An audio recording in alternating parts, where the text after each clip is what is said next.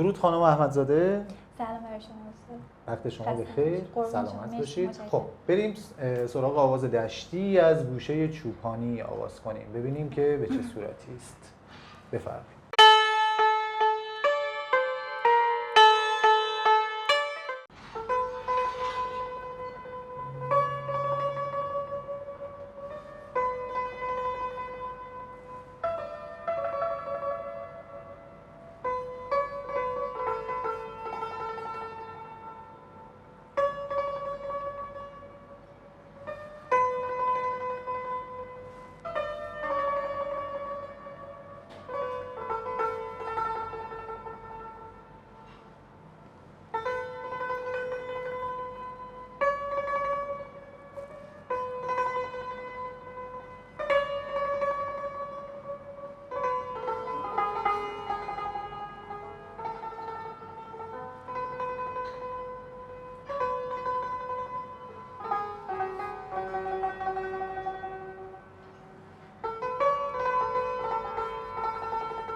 یه ذره قوی تر می‌کنیم. جی دادان ری دادان.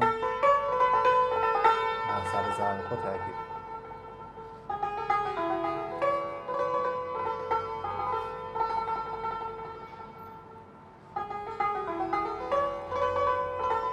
عالی بود این قسمت. حالا یه بار با این راندان دا دا دا دا دا دا دا سرعت رو بده.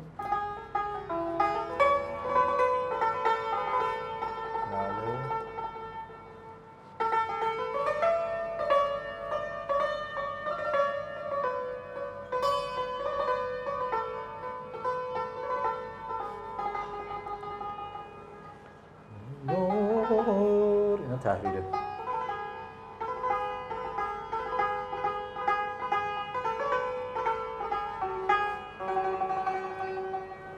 خب پس می‌بینید که خاتمه‌اش اومد روی سول، درسته؟ این کلاً در دشتی هست دیگه. این در آن ساعت که با یاد من آید میتونیم کلام بیاریم. از اول چی میشه؟ در آن ساعت که با یاد من آید. درسته؟ به این صورت. پس این کلام ها رو اگر در نظر بگیریم باز هم کار راحت‌تر میشه. اون ملودی درکش راحت‌تر میشه. خب بریم بعدی. گیلکی.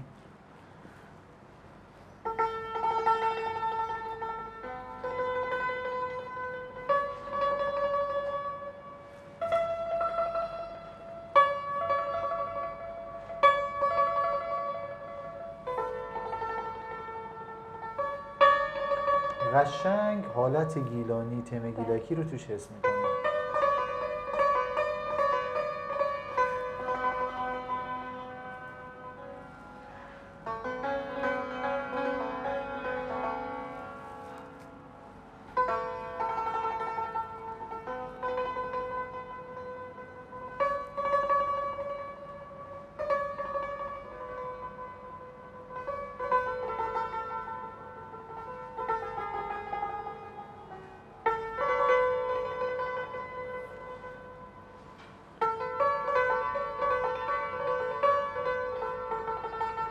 میتونیم این رو هم از دا دا دان را دا دا دان را دا دا دان را این حالتی بریم.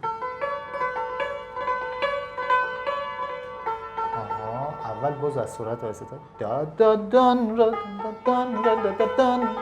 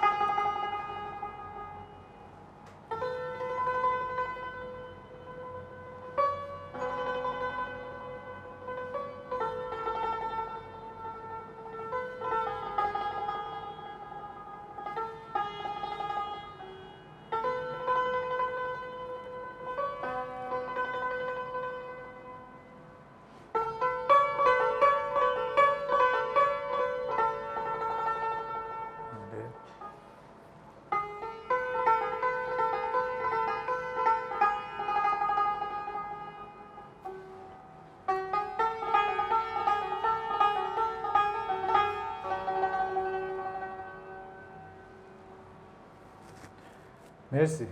خواهش بسیار عالی. خب اگه دقت کنیم اینها اوج نوتشون نهایت تا یه نوت فای پشت خرک میرفت. بله. یعنی این بازش اینطوری بود که نهایتا از ره شروع میکردیم تا یه فاصله سوم تا فا میرفتیم بالا، بعد میومدیم مثلا یه جاهایی روی سی یه ایستایی داشتیم، اما آخر سر چون میخواست فرود بیاد هر کدوم از اینا رو توی دشتی میومد پایین روی سول، چون حس خاتمه بیشتری میاد. درسته؟ خب بریم بعدی. غم‌انگیز.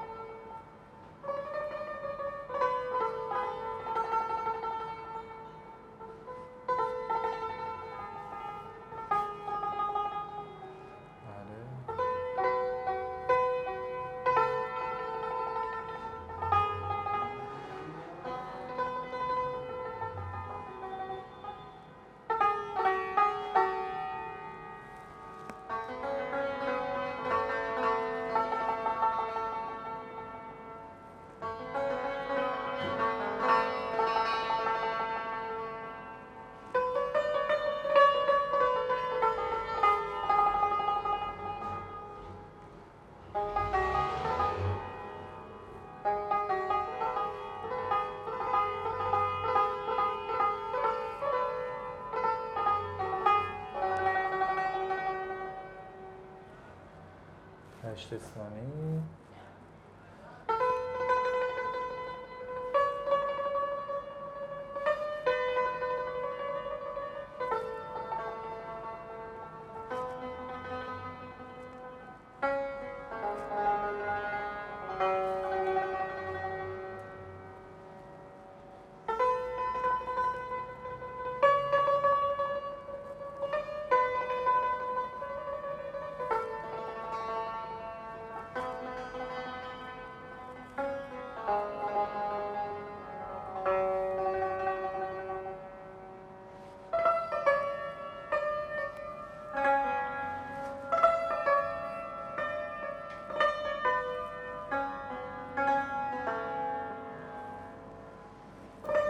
اینو بهش میگن سیکونس، عین همون یه طبقه داره میاد پایین‌تر. بله.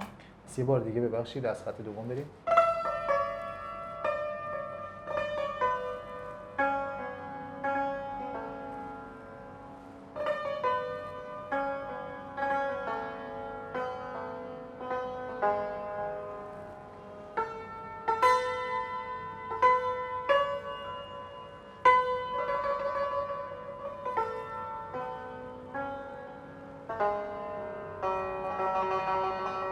این اصلا جزء ملودیش اینه که یه حرکتی داره، مثلا از ره بازم نهایتا تا نوت فا میره بالا که خط دوم فا میره اونجا که میزدیم، اما در ملودیش فرود مستقیم به سمت سول وجود داره. درسته؟ این حالت هست. پس هر کدوم از این گوشه‌هایی که ما الان داریم میزنیم جزء گوشه‌های تقسیم بندی ملودیک هستن. یعنی نغماتی هستن که حالا اینا رو استاد صبا احتمالاً زمانی که در گیلان زندگی می‌کردن اونجا شنیدن که نوازنده های موسیقی فولک گیلان مثلا می نواختن و اونا رو آوردن، دیدن حال و هواش جوریه که میخوره در ردیف خودشون، در کنار اون درآمدهایی که مثلا دشتی داره و اشاق و اینا رو هم قرار بدن.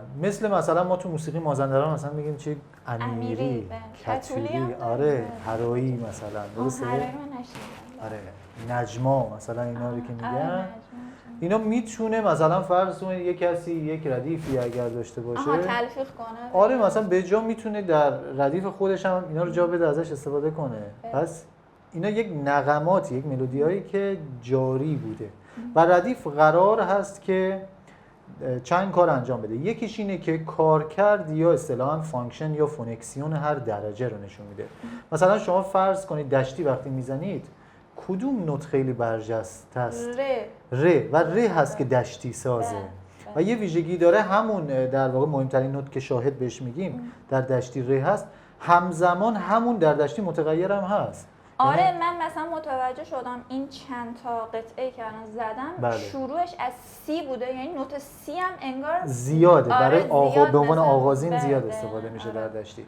حرکت ولی خب سمتی. مثلا نوت‌های بالا پایین خود نوت ر خیلی استفاده میشه، یعنی بله. مثلا می یا دو هم کلا استفاده میشه. بله بله بله. آره خوب ببینید هر در واقع دستگاه یا آواز یا اگه باز خلاصه تر بگیم هر گوشه یک رنج نوتی داره. مثلا فرض کنید کف نوتی که استفاده میشه مثلا میگن نوت ایکس ماکسیموم نوت یا اون سقفش فلانه.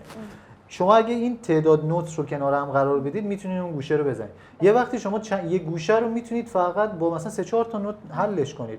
مثلا فرض کنید شما یک درآمد شور بخواید بزنید فقط یه مثلا سول لا سی داشته باشید، فقط با 3 تا نوت سول لا سی میتونید یه درآمد شور بزنید. سول سول سولا لا سول سول سی سی لا سی لا سول سول لا سول سول. حالا اگه یه فا بیاد باز کنیم سول لا سول فا سول فا سول لا سی لا سول لا سول لا سول. درسته؟ خب اینجا هم همینه. شما وقتی یه گوشه رو میزنید میبینید که مثلا تا فلان نوت وقتی میرم این کار ساختار اصلی گوشه در میاد. حالا اون در واقع تنظیم کننده، اون نوت نویس، اون استاد فن مثلا میگه که اینجا حس میکنه که اگر من بیام از اون نوتم استفاده بکنم این حرکت رو هم بزنم خیلی میتونه جذابتر بکنه کار رو قشنگتر بکنه. درسته؟ این از این.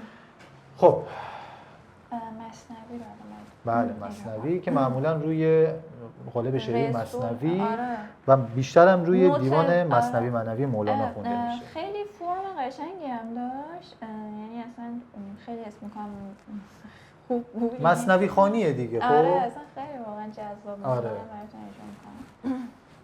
بله از ره. بله از ره.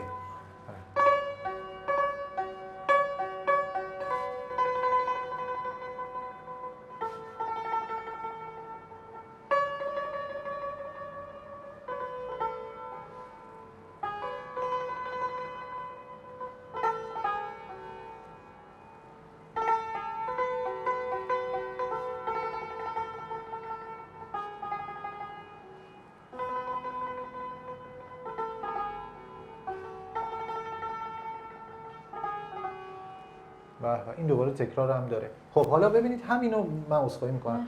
اگر بخوایم کلام بذاریم چی میشه؟ نا درسته؟ نا زورا رو ای بباید هم شدن.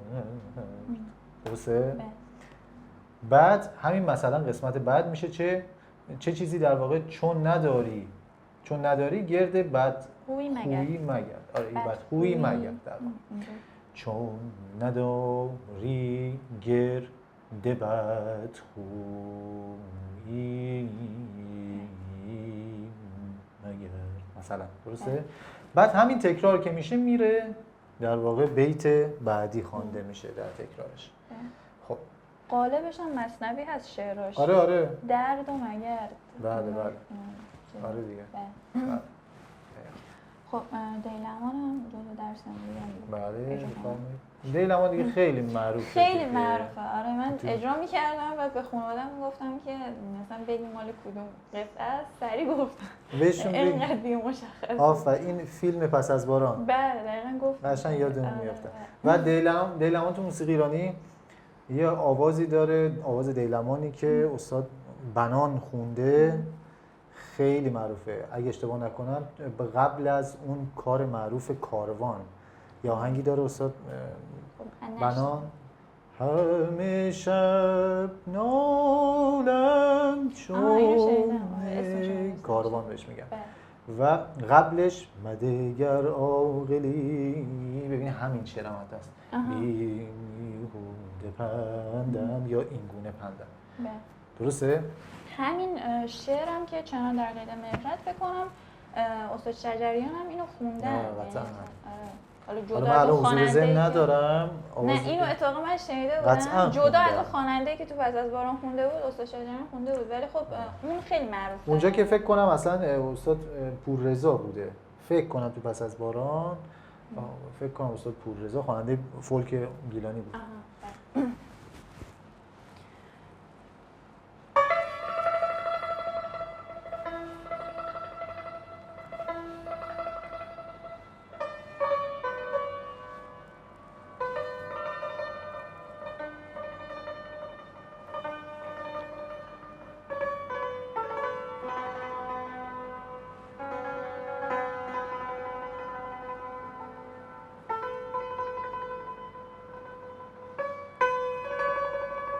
باز می‌بینید وسعت ملودی چیه؟ 1 فاصله پنجم از نوت سی تا نوت فا. سی دو ره می فا.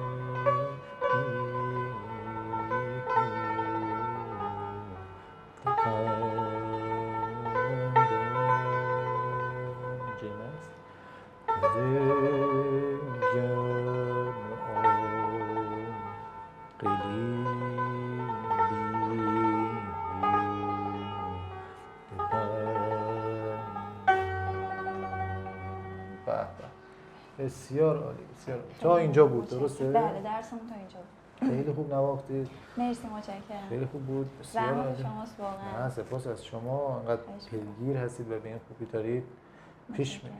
خب اگر هر جا نیاز به توضیح بیشتر داره بفرمایید. نه متشکرم، همه توضیحاتتون کامل بود واقعا. متشکرم خانم. خواهش میکنم.